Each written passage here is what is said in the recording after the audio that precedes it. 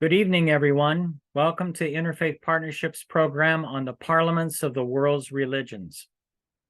There have been a number of parliaments throughout history. I'd like to describe them briefly, and then we have some people who attended the most recent parliament. The first parliament of the world's religions, where representatives of all the major religions met together, was in 1893. As part of the World's Fair in Chicago. And at that parliament, it was the first time in human history where representatives of all the major religions met together and sat on the same stage as equals. At that particular parliament, Swami Vivekananda was able to represent Hinduism. He had been a disciple of the mystic Ramakrishna.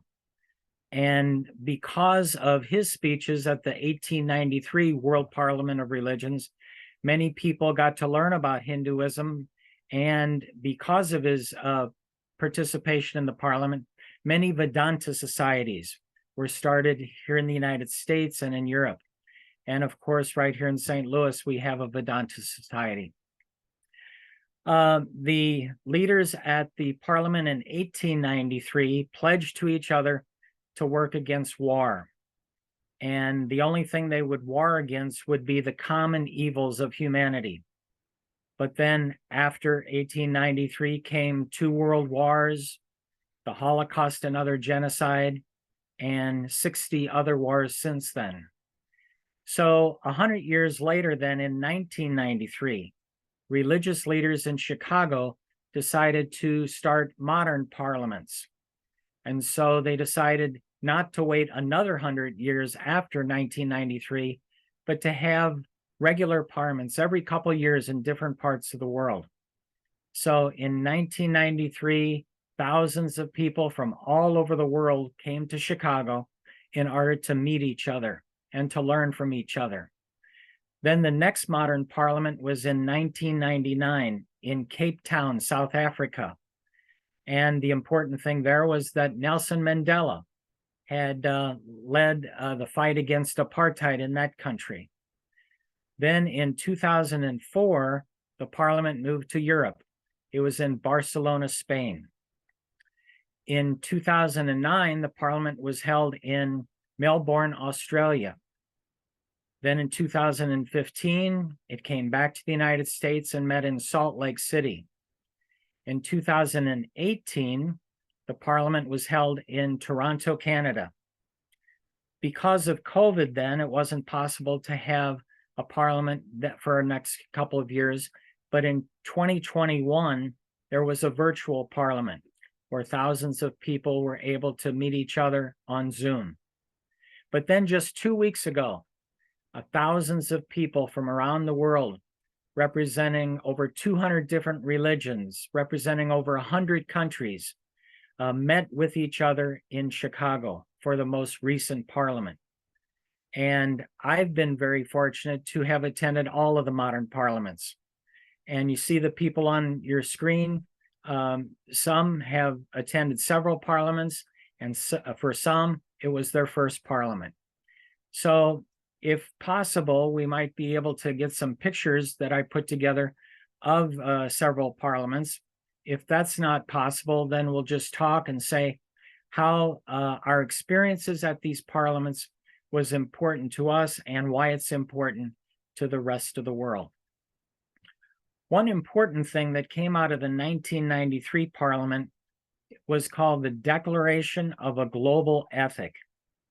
And that was a declaration which included the main ethical teachings that are found in all of the major religions. For example, do not kill or do not murder is taught in all the major religions.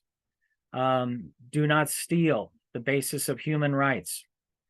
Do not lie or bear false witness. Do not commit adultery. So you notice that those 4 major commandments are taught in all the major religions, not just the monotheistic religions, although they are part of the Decalogue or the 10 Commandments. So because of those basic ethical teachings, a global ethic can be described. It includes the teaching of the golden rule to treat others the way we all want to be treated ourselves, and then common ethical principles, which include to respect each other, to realize that every human being should be treated humanely, and that we should all consider ourselves members of the human family. So at the most recent parliament back in Chicago, the global ethic was also emphasized. And there were many programs about how in modern times, people of all religions can work together in order to live out those principles. Now, let me ask the people on our screen then to describe their experience of the most recent parliament, and also if they've attended previous parliaments, to make some comparisons about what they learned at other parliaments compared to the most recent one. So let me now ask Sister Carla Mae Streeter to unmute. She's attended most of the modern parliaments.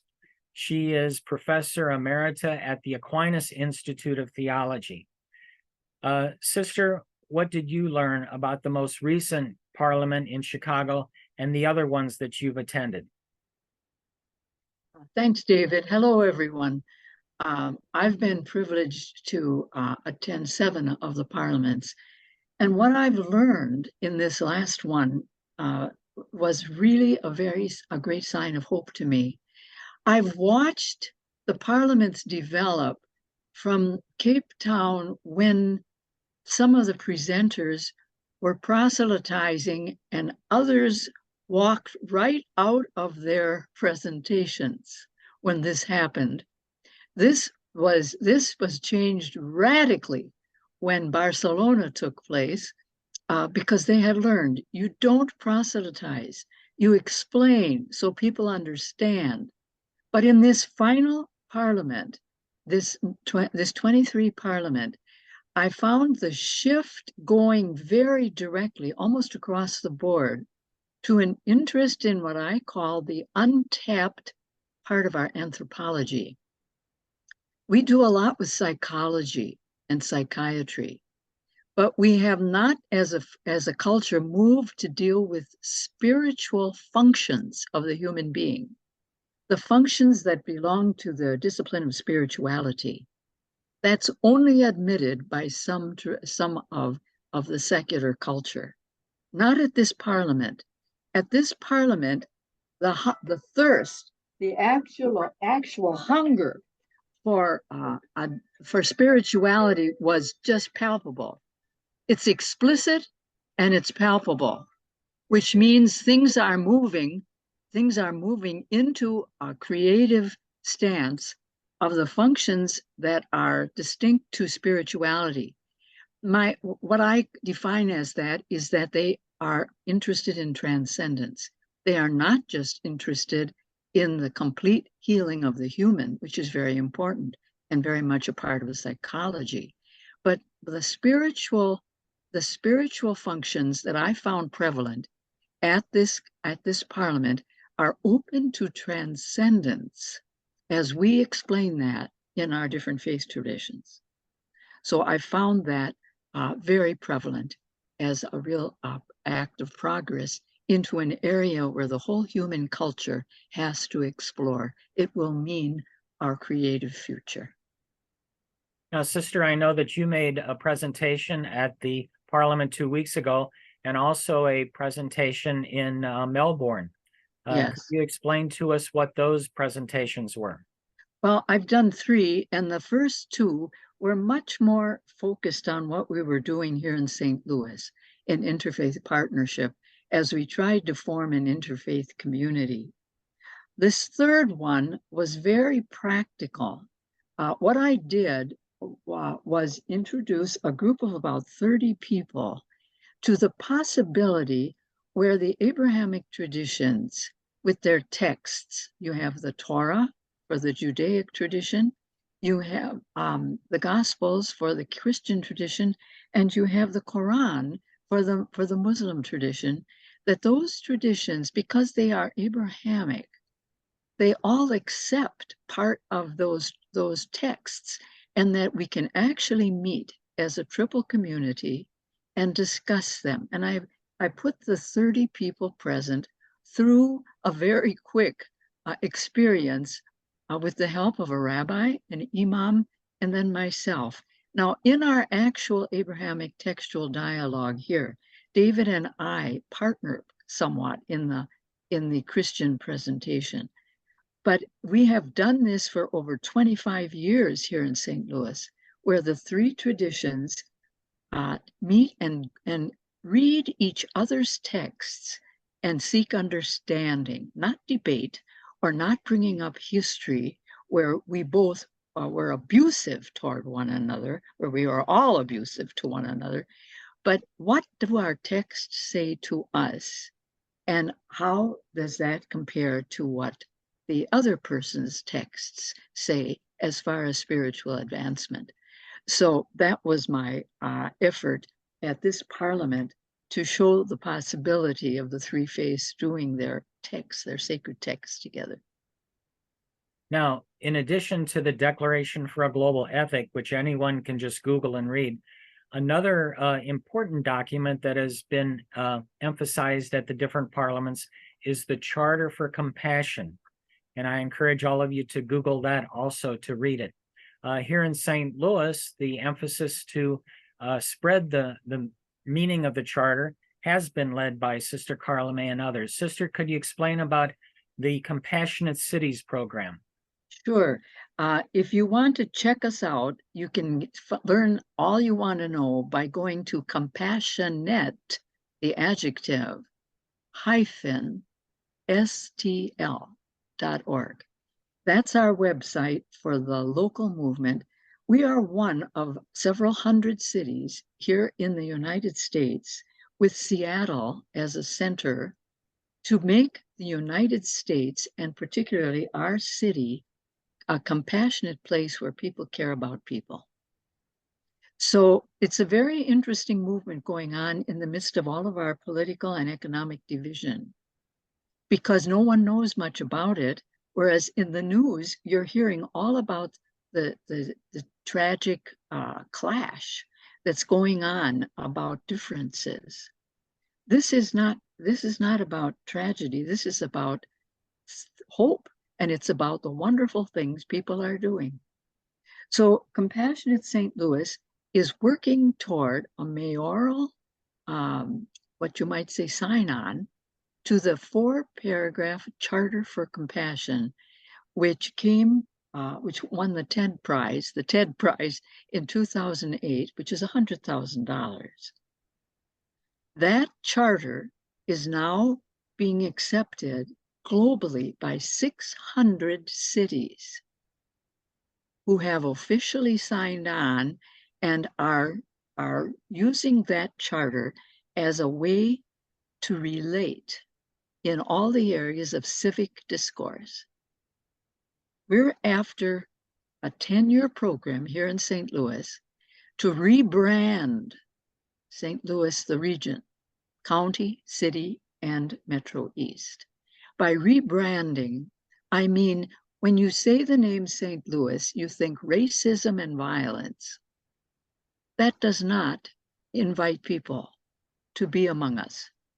We want to rebrand the city in terms of the place where people care about people, and we therefore are the authentic heartland of the United States, working to heal our own past history from the Civil War and emancipation and what followed.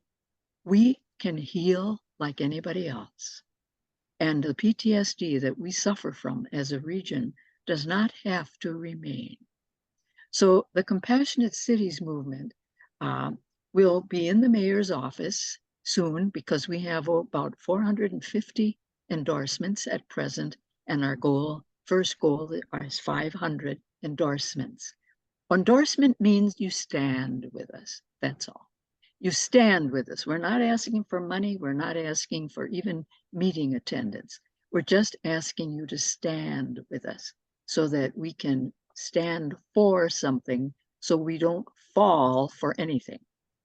So compassionate-stl.org. See if you can go on there and then endorse us. That'd be great. Thanks, David. Thank you, sister. And then 2 weeks ago in Chicago, when 7,000 people met together, there were many meetings and sessions about both the Declaration for a Global Ethic and the Charter for Compassion. Yes. Okay. Jack Sisk, if I could ask you your impression of the Parliament in Chicago 2 weeks ago and the other parliaments that you've been able to attend.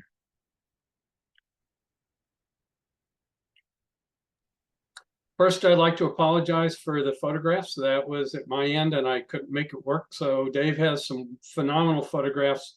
Hopefully, maybe we can get those worked in later. This was my third parliament, and we had 7,000 people from more than 200 religions and more than 100 countries. And each of the other two I've been in attendance at were very comparable in size. And we had about 30 people from the St. Louis area and 30 people from Southern Illinois. Of course, it was nearby in Chicago, but we've had comparable turnouts in the past. And what's really wonderful about the parliaments is, I think most of all, the unity of spirit that you see. You see people from all around the world. And we had logistical difficulties at this particular parliament, but nobody really seemed to care. Everyone was really happy to be there. There was a great sense of unity about the globe, I think, a recognition that we have a lot of problems and that one of the starting points for solving the problems is to start creating friendships around the globe. The Sikh community provided a meal for everyone. And so you would go into a large tent, and this was daily. And you could be sitting with people from other cities, other countries, other religions, and found that you just had an awful lot to share. As one of the leaders of our local interfaith partnership, which I'm the president of, Dave Otten was president, Lenny Frankel was president as well. Once, I think for me, famously said, one of the best way to do interfaith work is just have a meal with someone. And we really saw that. And there was a real spirit that was in the entirety of this gathering. And then, as Sister Carla May and Dave also alluded to, what's really something important about these parliaments is that it's not just a matter of getting together and feeling, kumbaya, like we all have these wonderful thoughts together. There are calls to action. And so the Declaration of a Global Ethic came out of it. The Charter for Compassion came out of it. And the Charter for Compassion is now a global phenomenon. The Declaration of a Global Ethic is talked about around the globe as well. And these have impact. And there are people working in many cities, hundreds of cities, on this Charter for Compassion effort to make this a more compassionate world. And, if you didn't have these people getting together in these large gatherings and putting an endorsement on something with a global imperative, these would be just little sparks. And instead, they're turning in, hopefully, to fires. You can go to the parliaments and see really prominent people. We've had Swami Vivekananda, as Dave mentioned, and the Dalai Lama and Desmond Tutu, and leaders of other faiths. This year, the United Nations Secretary General reported, but there were other prominent leaders of various faiths, including someone very prominent in my faith, Hinduism, who came all the way from Rishikesh in the Himalayas to be there. And Michael Beckwith, a number of people might know him. He's an Oprah kind of spiritual leader. We were sitting just 4 feet from him in multiple times. Also, there's a really strong indigenous presence at these gatherings. Very, very important part of these, I think, is the recognition that the indigenous people all around the world are feeling the brunt of the climate difficulties that we have. And I will never forget the first one I went to, a grandfather from Greenland making a very strong impression, telling us that it was too late to save Greenland. We had destroyed it and we need to turn to trying to save ourselves. And this was 9 years ago in Salt Lake City. It was very telling. When you go to these, there are 800 programs. This is the book. At any given time, you might have 30 programs to choose from. And as many people as I knew who were at this parliament, I hardly ever ran into any of them because we were all going on our own courses.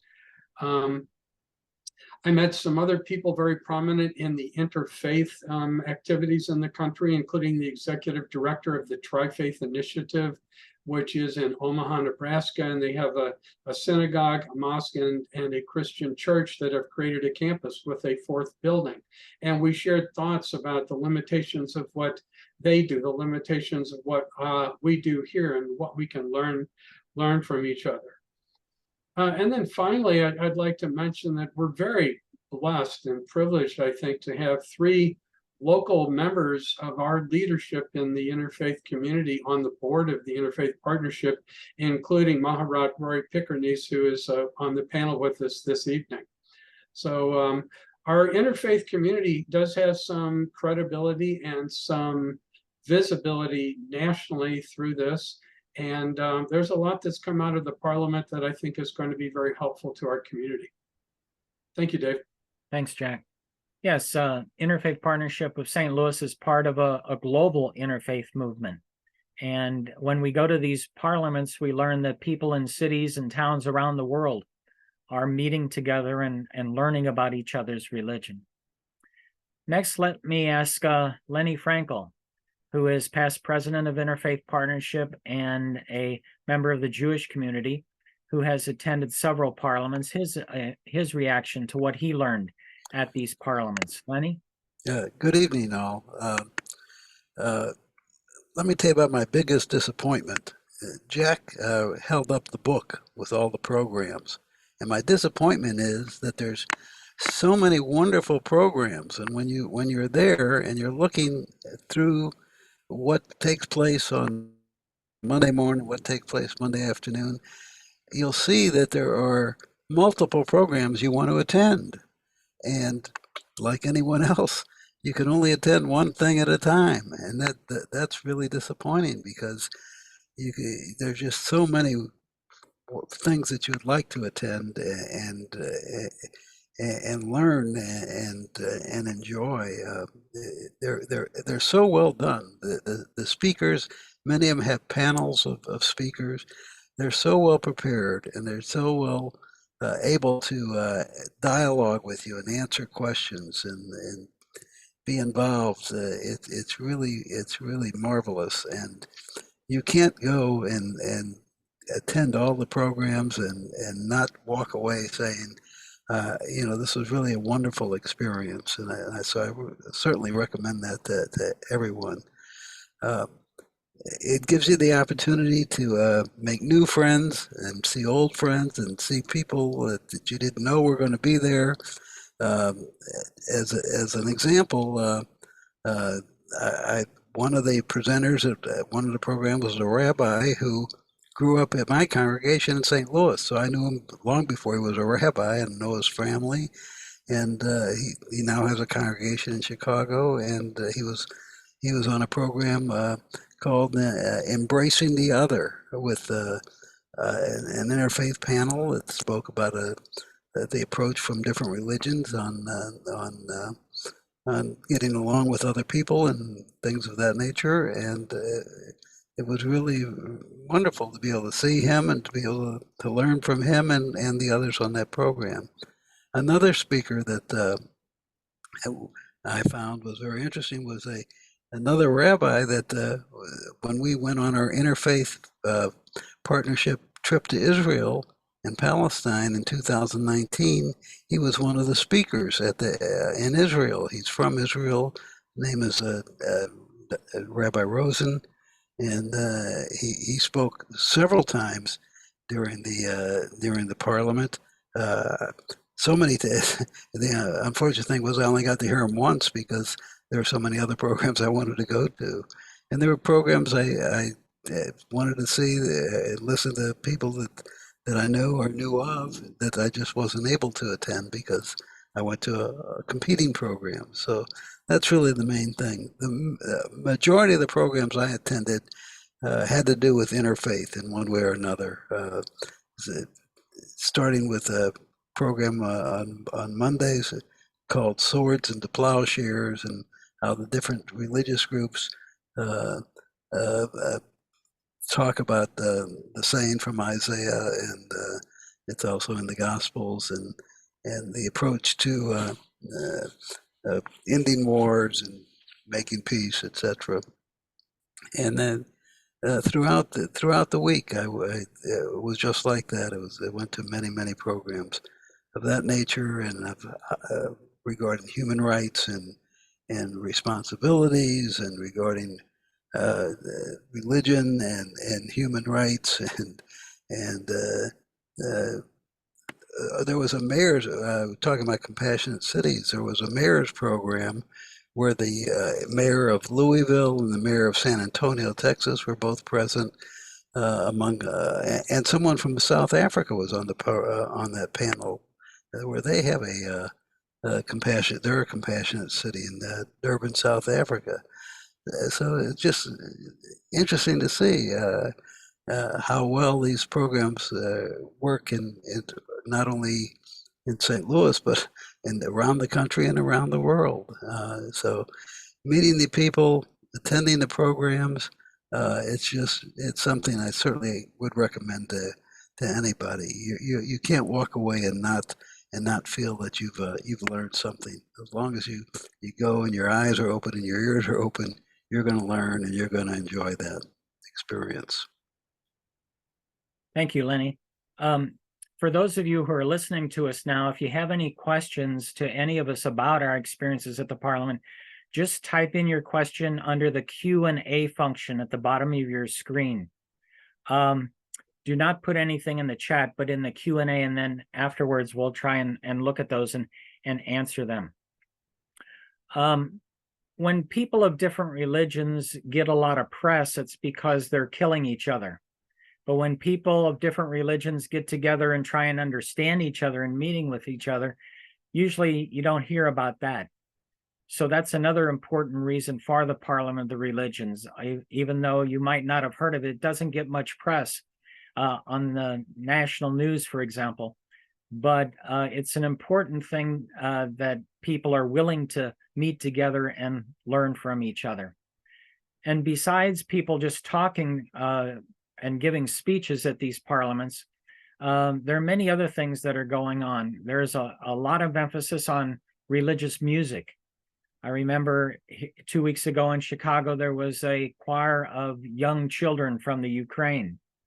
There were a lot of dancers from different parts of the world. There were some Chinese Taoist dancers. There was a whirling dervish from the Sufi Islam tradition, and many other things that you can attend besides the speeches that are going on.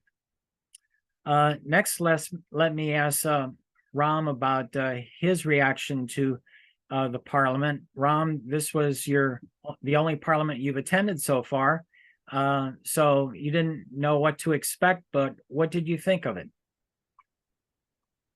Yes, thank you, Dave. Yes, this was my first Parliament. This was my first experience. In some ways, I knew what to expect of a conference, but in many ways, I didn't. So that, forced me to keep my mind open, and it was so beautiful. I want to highlight 3 things before I jump into those 3 things in terms of what I experienced. I want to blame this on Dave, and I'm happy to do that. I'm sure he's happy to take it as well, because he was the one who put me up to this about 18 months ago, mentioned about this Parliament to me, which I had no idea of. And then I researched into it and I quickly signed up for it. Thank you, Dave. And of course, Jack and Rory and so many others have been extremely supportive. Let me just quickly jump into the 3 things that mattered to me the most in terms of my experience. 1, meeting some of the best in humanity. A lot of diversity there. That was one thing, and I'll get into it a little bit more in detail. Second thing is attending some really powerful presentations which kind of, gave us all not only something to think about, but actually call to action. We talked, about some specific action points that we could take back to our societies, back to our communities. And as an individual and as a part of a member of a community, there are some things that I could do and many of us could do. So this was not just all talk and no action. It's something that we could take back. And the third thing was, in terms of the learning, some of the things that I didn't even know before, or I knew very little about, I could learn newly. And as a result, my experience was that it was very fulfilling, heartwarming, and it made my life richer for that. Let me just quickly dive into a little bit about the best of humanity part. Many memorable experiences. You meet with some people who are complete strangers, and in a matter of 30, 60, 90 seconds, people think that they know you and they become so friendly with you. And then they start inviting you to the next session or a movie program or to buy a book with them or just to wander around with them. Can you believe that? And I'm not ashamed to say this, there were two girls of 2 or 3 years old who wanted to hang out with me, leaving aside their moms. Can you believe this? I had to kind of obviously wriggle out of it, but hey, I got a couple of new girlfriends, no problem. More importantly, people who are extremely humane to one another, and they were expressing points which had nothing to do with the religion or the faith system or traditions. They said, how can I be a better human being just by being here? And they were presenting their viewpoints, and which was a great eye-opener for me to say, hey, listen, all is not lost in this world.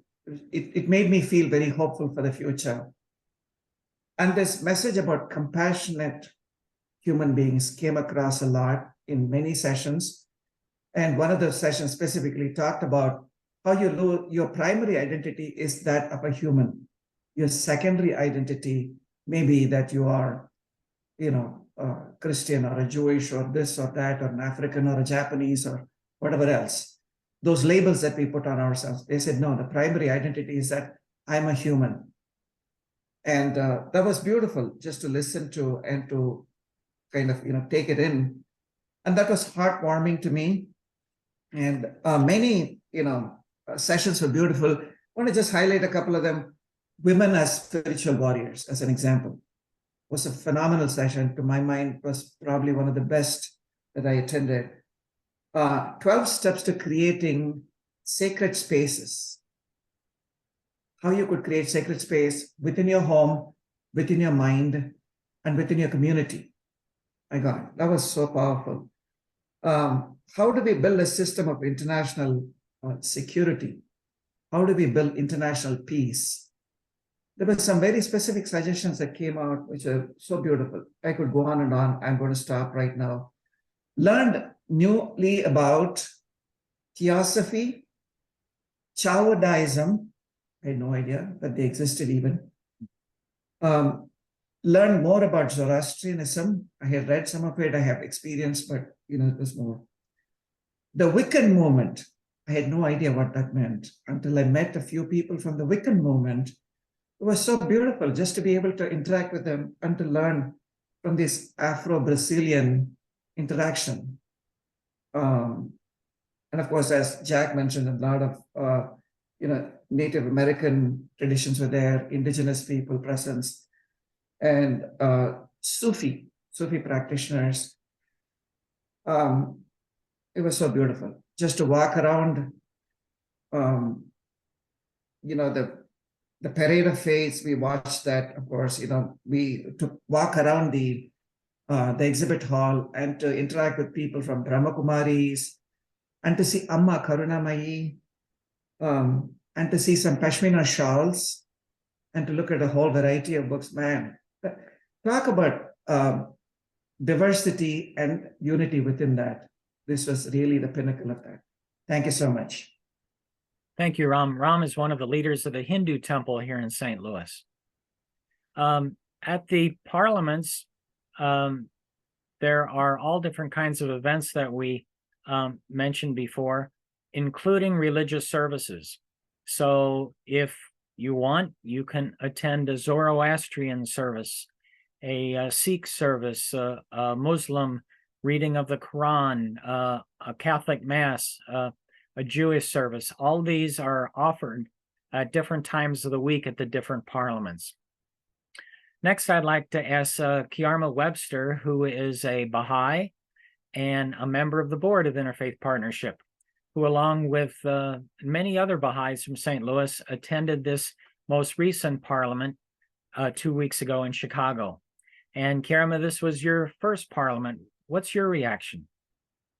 Yes, Dave, thanks.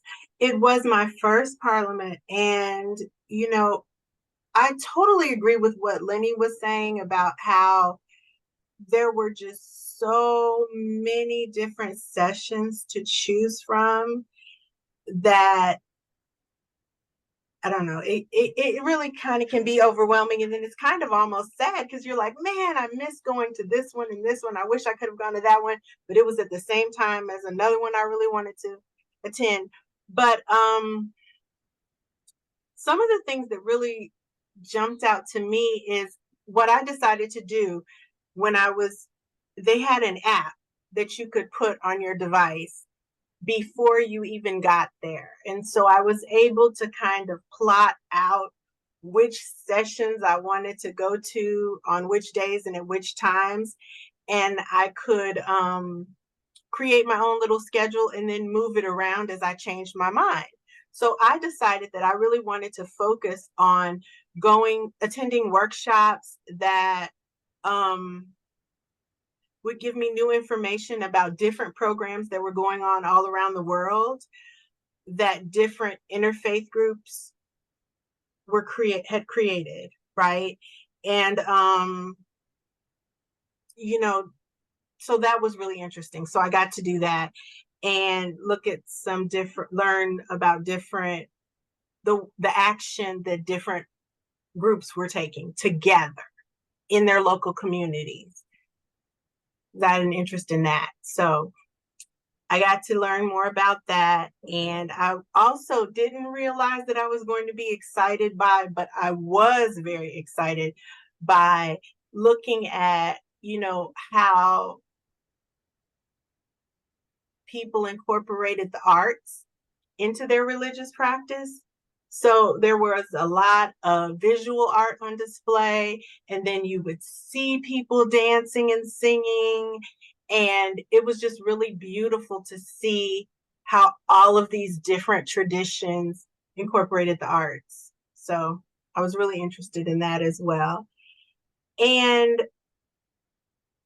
some of the workshops that I went to were gave me very practical information that I can use going forward. Like one that really stands out is one I attended it was called Combating Polarization or Toxic Polarization.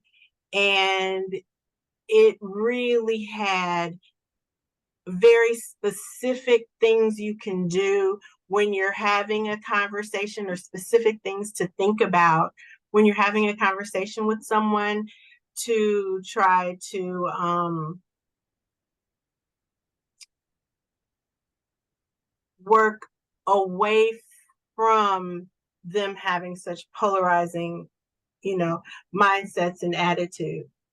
And I learned about, lots of other things. I could go on and on and on. I was really interested in learning about religious traditions I'd never heard of before. So I got to hear about some different things. So yeah, it was great. It was really a wonderful experience overall. Okay. Well, I hope you're able to attend future parliaments, Kiarma. And thank you for being on the board of Interfaith Partnership and representing the Baha'i community. Now let's listen to Maharat Rory Picker-Nice, who is the executive director of the Jewish Community Relations Council here in St. Louis, and she is a trustee of the Parliament of the World's Religions. So, Rory, if you could explain your impression of the Chicago Parliament 2 weeks ago, and maybe describe some of the plenary sessions that took place there. And you had given a speech at one of the plenaries. And then if you want to comment about the trustees of the parliament and how they all work together to put on these parliaments at different parts of the world. Sure. Well, and thank you, Dave, for moderating all of this and for this wonderful discussion, and to everyone who's joining. It's so different to be in that space with 7,000 people. I felt like I was just constantly overwhelmed, and now looking back, it feels like it was just now and also forever ago. And having this perspective to look back has been really very special. So I should add, I should jump in by saying that even though I'm a part of the Board of Trustees of the Parliament, this was my first Parliament to be in attendance. So I'm also coming with that perspective as well. And it was really significant. There were a lot of conversations. I'm gonna probably jump between some of your questions, Dave, and maybe put in a few other things as well. But really talking about what it was to come back together after the virtual parliament, and to be in such a huge crowd of people after COVID. I mean, we know people are obviously still getting sick, and so people still had a lot of concerns about that. The parliament was held in Chicago, and specifically marking 130 years since the first parliament. And so there was a lot of the theme of returning to the kind of origins of the modern interfaith movement. And so that was a really big piece of all of it. But one of the things that was also really striking, and I heard from a number of people, was, and it's something that I'm really sitting with a lot, we haven't had a chance to discuss it yet as a board, were how limited this was. A smaller parliament than some of the more recent parliaments, and that there were a lot of people who were not able to attend because America has been so restrictive on visas.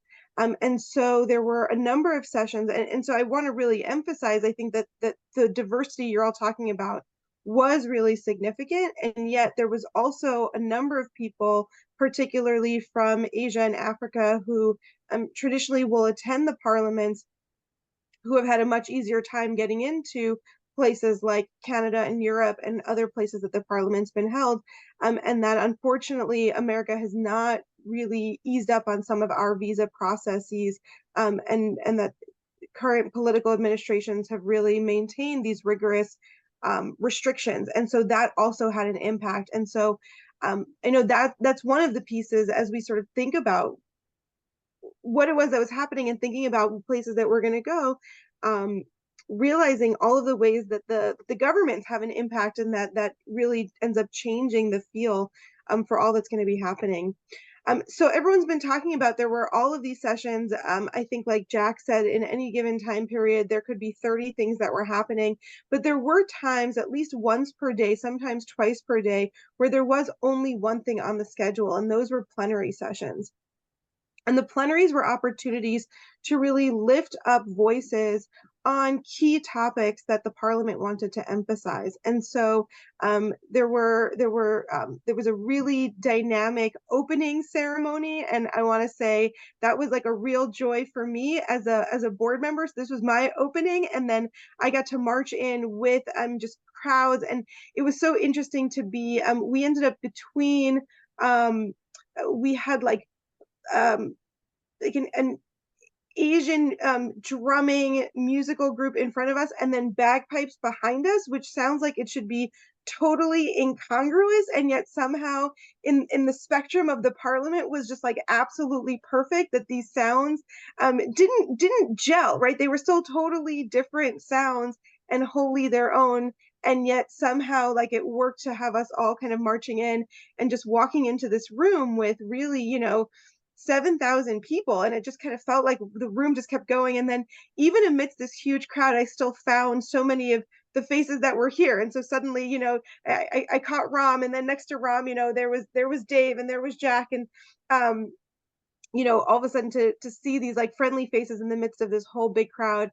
A lot of time that was spent in the opening ceremony with voices of political figures and leaders that I think was so crucial to say this isn't something that's happening in isolation.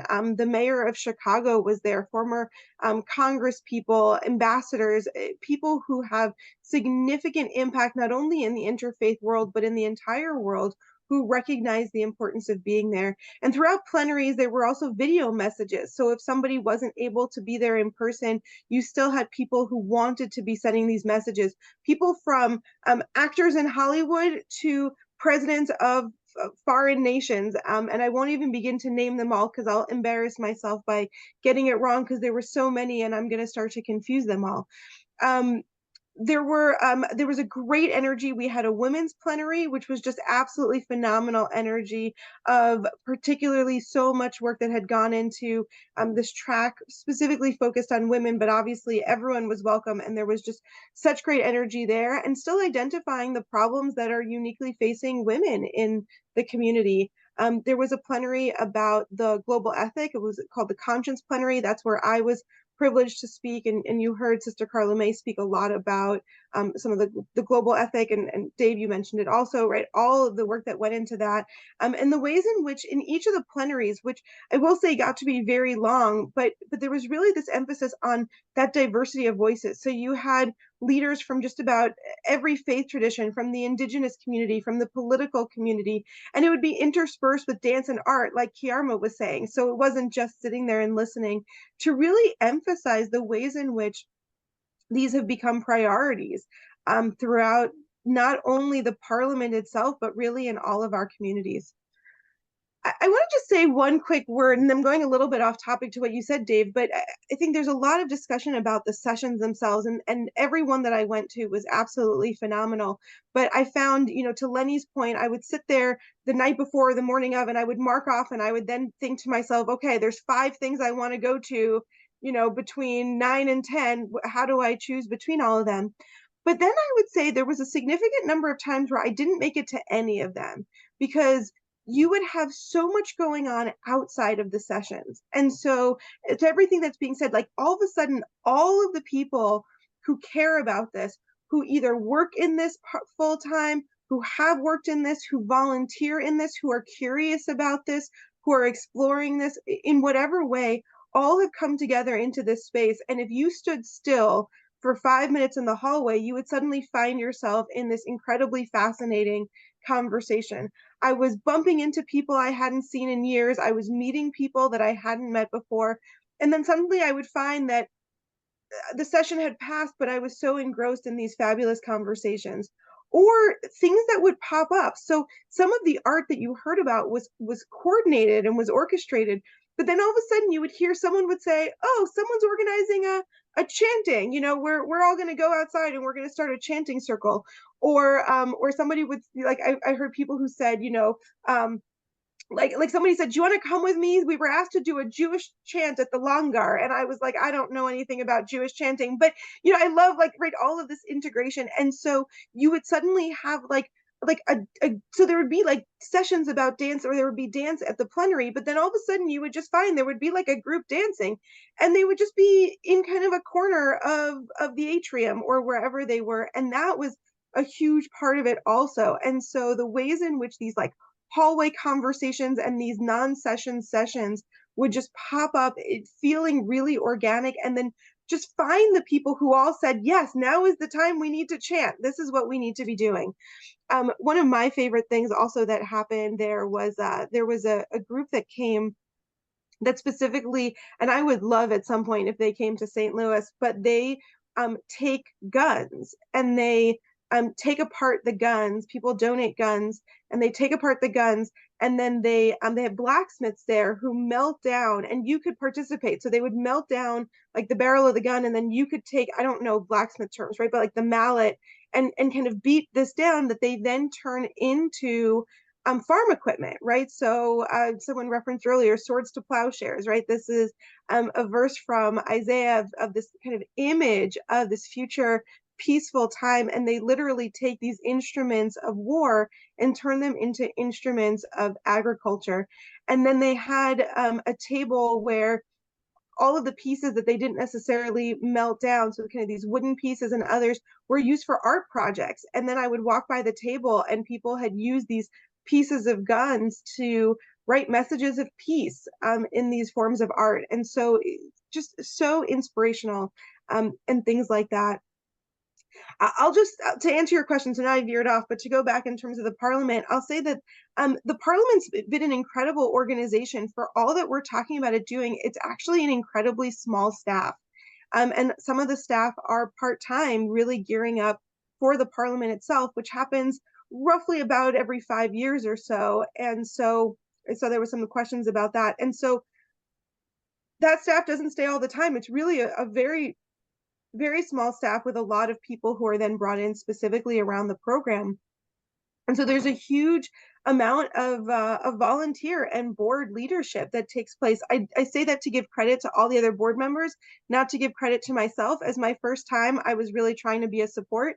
So that's not me saying you're welcome to any of it. I don't take any credit for it. But the board is really very, very involved in coordinating the program, identifying location, doing logistics, finance. Really every single piece of it has huge involvement. And then you saw board members who were then parts of plenary, presenting in sessions, and really in every piece of it. And it's been incredible to be part of this group that's a combination of people who are incredibly passionate, incredibly accomplished, and incredibly recognized for their work. And you know, each person brings some variation of 1, 2, or 3 of those things. So now that I've been to one, I feel really ready for the next one. I felt like I felt like I was a little bit of a cheat joining the board a year before the parliament, not really totally knowing what was needed of me. And now that I've seen it, you know, I feel like I'm ready for the next one now. Rory, could you give us just a short summary of the speech that you gave at one of the plenary sessions? What was your message? So my message, I was asked to speak about the global ethic, and specifically the global ethic has multiple subsections with specific themes. And so my theme was specifically about violence against women and the ways in which women are not treated equally to men and are continued to be discriminated against and face disproportionate amount of violence and sexual exploitation.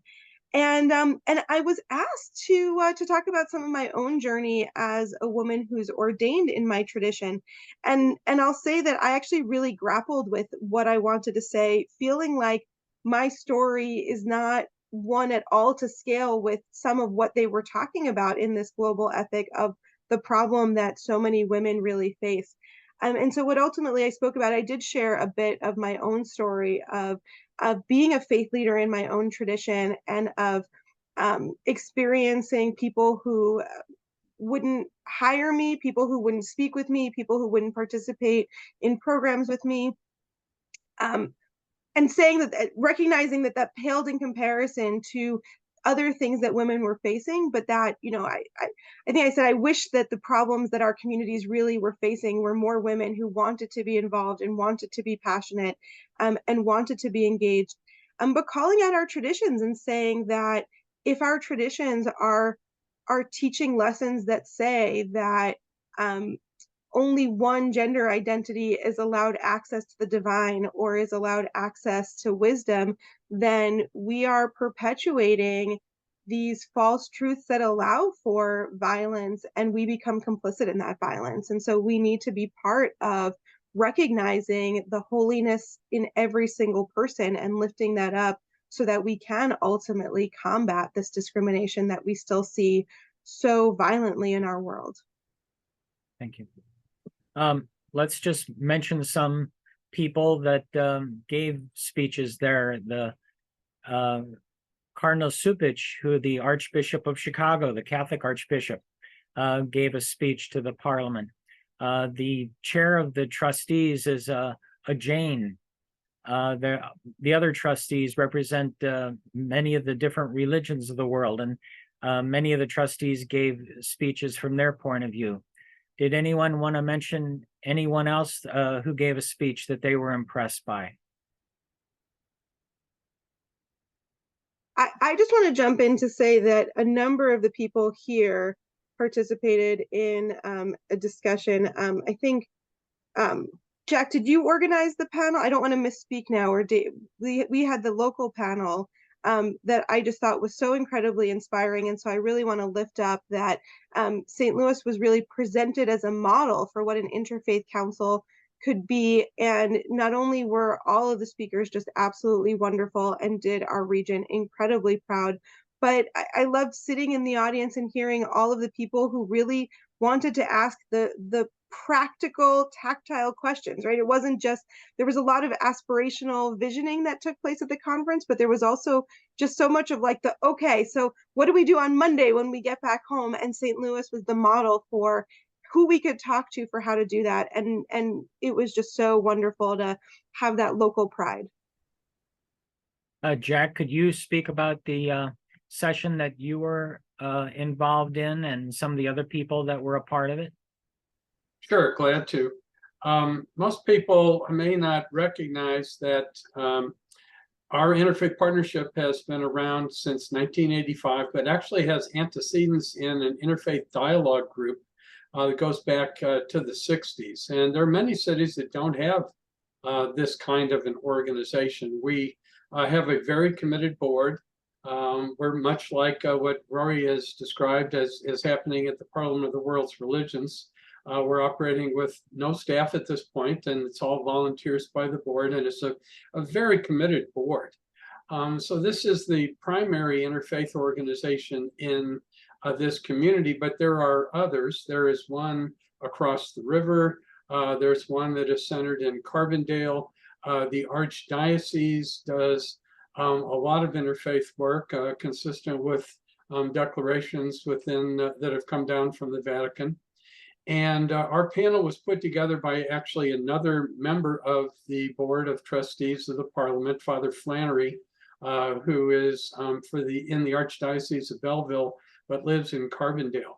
And so we gave a presentation about the 4 different organizations, our histories, the different ways that we were created in order to respond to particular circumstances. One, for example, arose as a result of 9/11. And it was very, I think, impressive for us on the panel to see that we have a nexus, we have a network of such organizations in this community. Also, one of the questions that we got, this was actually from a woman I mentioned earlier, the executive director of Tri-Faith Initiative in Omaha, was she asked, how do we, in the Interfaith Partnership, deal with legislative matters? And we haven't really done much of that, but we have created a network of relationships which has very effectively responded to legislative situations that have arisen, in particular between the Archdiocese and the Jewish community, for example. Rory was very happy. I'm very happy she was part of the discussion that took place during our program about that. So much of what happens isn't necessarily done by the Interfaith Partnership specifically, but it's done because of the relationships that we create. And, you know, as Rory was talking about the great strengths of this experience that we had in the Parliament, I'm reminded that locally we have much the same sort of thing. There's a great camaraderie of spirit when we get together. We, you know, become friends regardless of our religious differences, and we do things together regardless of those differences. And it's very much a family. So we have a local family. To be sure, we have things we need to do better. We have a global family that we saw in Chicago, and to be sure, we all need to do things better, but there's a lot of energy behind it. And I hope all of you who've been watching this evening have felt the quality of the commitment, the quality of the skills and talents and insights that people who go to the Parliament and people who are in our Interfaith Partnership are bringing to these organizations. And I just wanted to say one of the sessions that I went to in the Chicago Parliament 2 weeks ago was given by a Baha'i, and she was explaining how to solve our global problems, the world needs to create a democratic world federation. and in order to outlaw war and solve problems like global warming. So at the various sessions, it does get very practical, dealing with world problems and how they might be solved. And that particular teaching comes right out of the Baha'i faith, but it's taught in other religions also.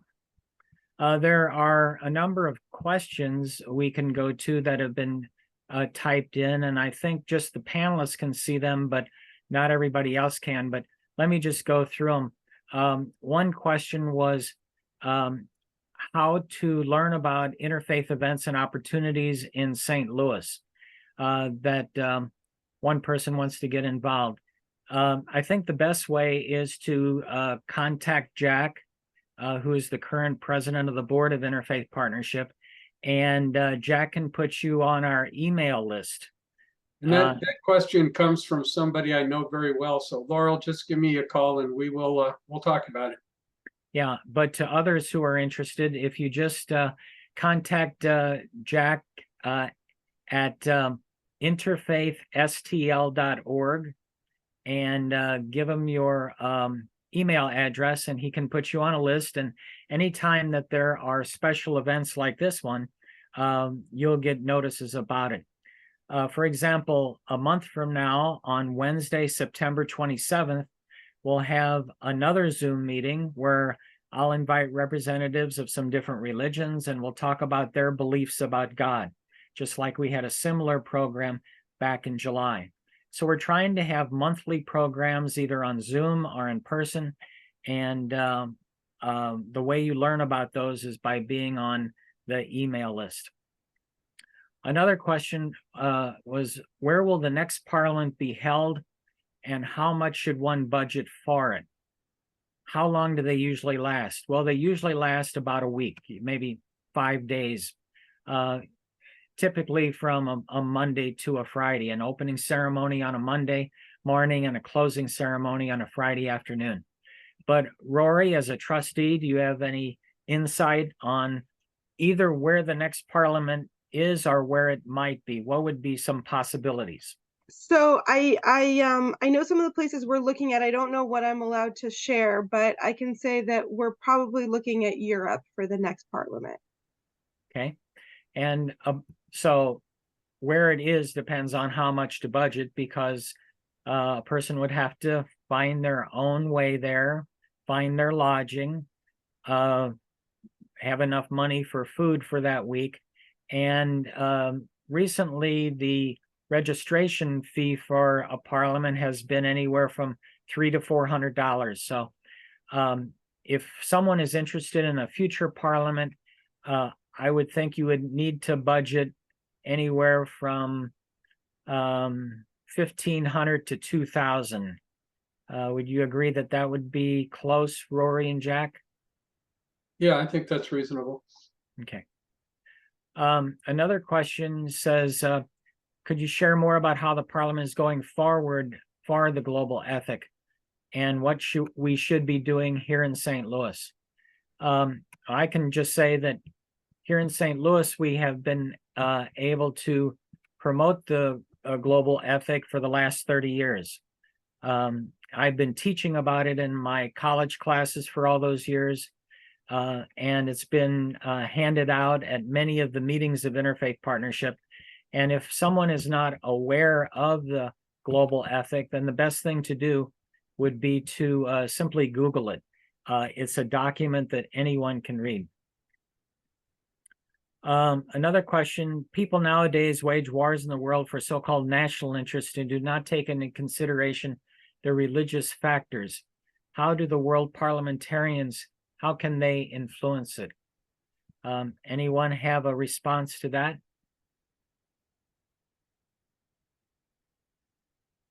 Parliament, let me put you on the spot. You're on mute.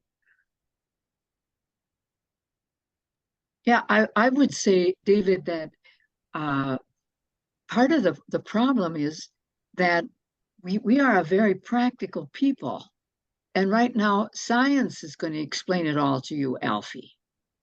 And so, you know, if you watch Nova and you watch the programs, very often there is no mention whatsoever of the religious input into science.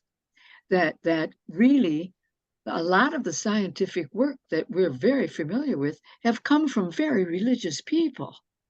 But that's ignored because the impression is that if you start talking about religion, you're going to fight. And so there has to be a bridging and a distinction that religions very often are coaches for the spiritual dimension of the human being. The spiritual dimension has to do with our humanness. And you are spiritual because you're human. Why? Because your consciousness is open-ended. Your consciousness does not have a lid on. And because your consciousness is open-ended, it will ask ultimate questions. The religions then come to you to try to coach your entry into that beyond my reason thing.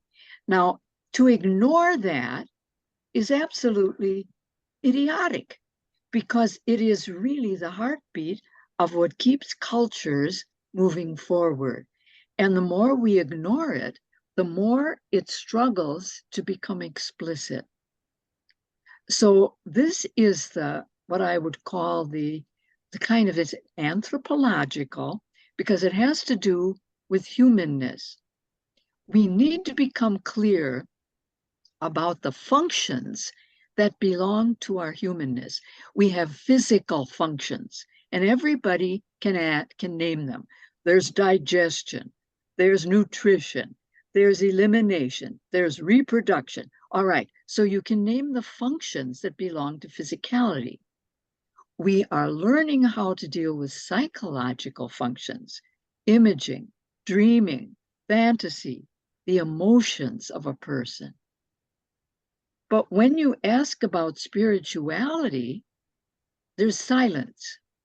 What are the functions? Well, the functions are that you're going to build off of both the physical and the psychological, and then you have an intelligence that is open-ended. You have a value system that leads to decisions that is open-ended. This is transcendence. And this is human. This is not Catholic, or this is not Hindu, or this is not Jewish. This is human.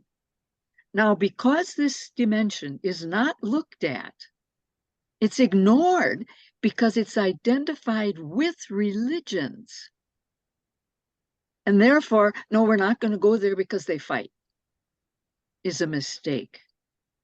So we are learning, as this Parliament was very clear about, we are learning to create a spirituality language that does not get captured in any one religion, but is human. When we can begin to talk about consciousness as open, we are all in the same ballpark. But we haven't got language yet for it, and that's why we fight. That's why we get, we have our own interests, then we try to shove them down somebody else's throat. We don't listen to one another.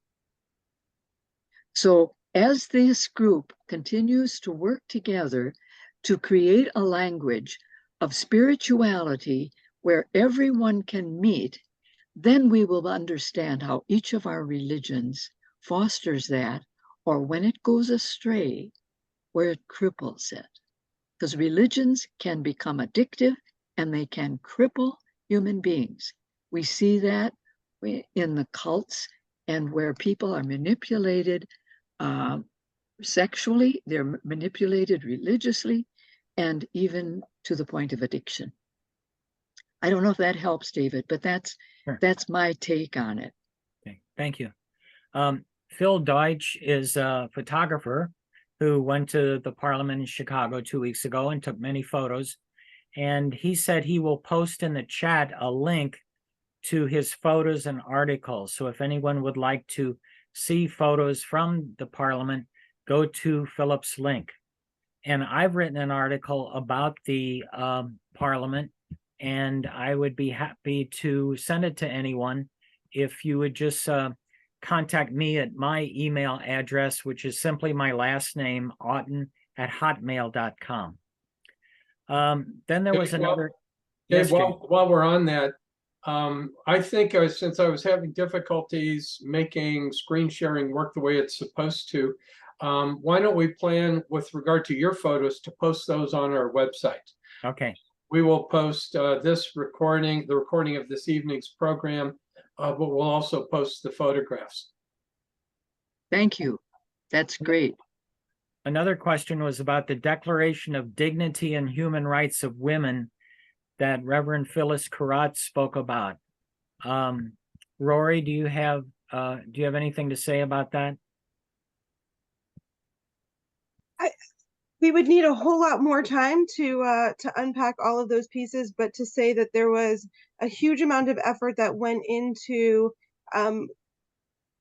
both building out the women's program, the women's plenary, and then this Universal Declaration of Human Rights for women that was specifically referenced here. And so I would highly suggest going to the Parliament's website, and I could probably look that up really quickly and get that for everyone. So it's parliamentofreligions.org, or if you Google Parliament of the World's Religions, that would come up. And you can find all those documents on the website. In addition, you can find all of the plenary sessions are available for viewing. If you are not able, it's possible that I was just looking to see what was available. I think you have to put in your email address, and if you had not attended the Parliament, they'll ask for a registration, but that's just some basic information. And then you are able to view all of those recorded sessions. So I highly encourage you. I don't even want to begin to do the injustice of months and months and months of work that went into then this ultimate document that you can read, and then you can listen to both Phyllis's speech as well as all of the other speeches that were part of that plenary. And I can't recommend it enough. Another question is about whether the Parliament might ever come here to St. Louis. It's just a question of trying to have a large convention center and hotels available, and see if we have the kind of organization that could pull something like that off. But I would hope that future parliaments would concentrate on places outside the United States, maybe in different parts of Asia. Would be very interesting. But, hopefully the parliaments will continue for many years to come and will be in many different places. A final question was about whether the Parliament deals with or has dealt with any of the LGBTQ questions and concerns. Did anyone go to any sessions in that regard? So I did, which were some really powerful sessions. I want to also just really make clear for anyone who hasn't been to a Parliament, the Parliament itself, it's not like one agency, or I don't want to at all give the impression, it's not like all of us who attended the Parliament now feel bound by anything, right? It's what it is it's an opportunity for all these groups to come together and then to really have some wonderful conversations. And some people might come home from those conversations really transformed and change the way they work locally.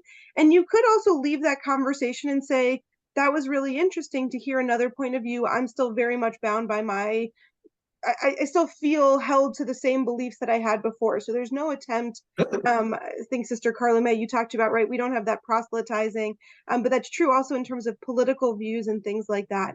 So anybody who signs up for a Parliament can offer to do a session, and there's a form that somebody fills out. And so if you decided that, so basically the sessions are just what people offered. There is a program committee that then goes through, and it's a very rigorous process. You can imagine there's thousands and thousands of entries that tries to determine where are there things that are doubling up, where are there things that might be just irrelevant to the themes of the Parliament. We try to tread carefully around not being afraid to go into controversial, but not something that's going to be offensive. I was asked to do some reviews of programs, for example, that involved the Jewish community, and there were a couple of things that we flagged that we said, well, that's about a Jewish ritual, but there's no Jewish speaker. So, we would encourage them to add a Jewish speaker or not talk about a Jewish ritual without a Jewish person, things like that. So, but it's really kind of open-ended. So there were people who proposed sessions about quite a wide range. I went to one that was specifically about ways that religious views had caused harm to the LGBTQ community, and that was a very powerful and fascinating session with people who shared their personal stories, and then quite a big group of people who engaged in some rigorous discussion about their experiences, and then a few other sessions that also touched on it. But that's not something like, sessions are not necessarily coming from the top down. They're really open to anyone who wants to offer it.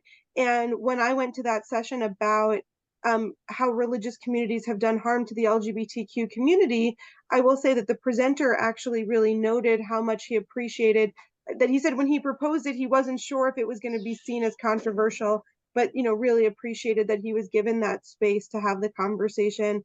And it was probably one of the most powerful sessions that I attended. Hey, I want to just ask if any of the panelists have a final comment. And then after that, I'll have Jack give a special announcement. The word languor was mentioned, I think, in Rory's presentation, and I don't know that everybody on the Zoom knows what the languor is. So explain it, Lenny. Each day we were there, the Sikh community offered a vegetarian lunch to anybody who wanted to attend. And it was really a wonderful, wonderful event. They are such a welcoming group of people. And this was held in a large tent. And except for one day when it rained and some people got a little wet, I didn't go that day, but you go and the first thing you do is take off your shoes, and there's a place to put your shoes and belongings, other belongings, and then you walk in and there's a depiction of the temple, Sikh temple, a model of a Sikh temple. It's quite beautiful, and there's music and singers presenting Sikh music, and you're one of two options. You're either directed to allowed to sit on the floor if you're able to comfortably sit on the floor and have lunch, or there's some tables for those of us who prefer to have a table and chair. And they come around and they on your plate they give you scoops of a variety of vegetarian options that they have, and the food is wonderful. The people who host it are so gracious and so caring, and just they can't do enough for you while you're there. And then and they do all the cleanup, and it's really just a wonderful event. And they did this in Toronto, and they did it here, and they do it at the Sikh temple here in St. Louis County. Well, it's not. I guess it's St. Charles County, St. Peter's area, and it's a wonderful event. I highly recommend it to you, and I know those of us who attended it in Chicago enjoyed it very much. It was really quite lovely. Besides taking off your shoes, everyone covers their hair with a cloth or some kind of covering, just as many Sikhs wear a turban. Yes. Any other final comments? Okay, well, thank you all. I'd like to thank all the panelists for sharing their experiences at the Parliament of the World's Religions in Chicago 2 weeks ago. And some of you gave examples from previous parliaments. So hopefully at future parliaments, there will be many people from the St. Louis area who will attend. Finally, I'm going to ask Jack to explain the Interfaith Partnership Dinner that will be coming up soon. Right.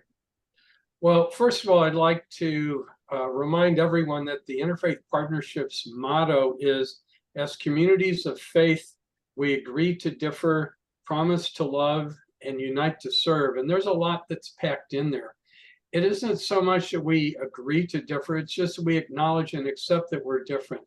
But we don't let that stop us. We get to what Carla May was talking about, trying to find a common language, which is basically that of love and loving each other. And once we have that connection, then we unite to do things together to make this a better community. And we saw that on a much larger scale at the Parliament, but it's happening here all the time in St. Louis. The Interfaith Partnership is going to have our annual fundraising dinner on October 24. That is a Tuesday, 2 days earlier than usual. We adjusted our schedule to accommodate the schedule of the Jewish Federation, which is having an event that week as well. And we have sent out a save the date notice for that, and we will very shortly be sending out the invitations, and we hope you will be able to join us. A couple of people will be receiving awards, including Dave Otten, for the lifetime achievements of all the things he's done for us. And you can see everyone's clapping. Yes, we are. And this event tonight was for free, of course. And should you wish to make a donation, they are, of course, always welcome. You can find our mailing address on our website, and the website is interfaithstl.org, and you can donate there as well. And Jack, where will the dinner this year be? The dinner will be at the Wool Ballroom at St. Louis University. It is being hosted this year by the Muslim community. It would normally have been the Baha'i community's turn, but the Baha'i traded with the Muslims because we had a change on the board, bringing in Kiarm. It wasn't fair to have her put together a dinner in her first year. So, and we're excited about it. We're sure it's going to be a wonderful gathering.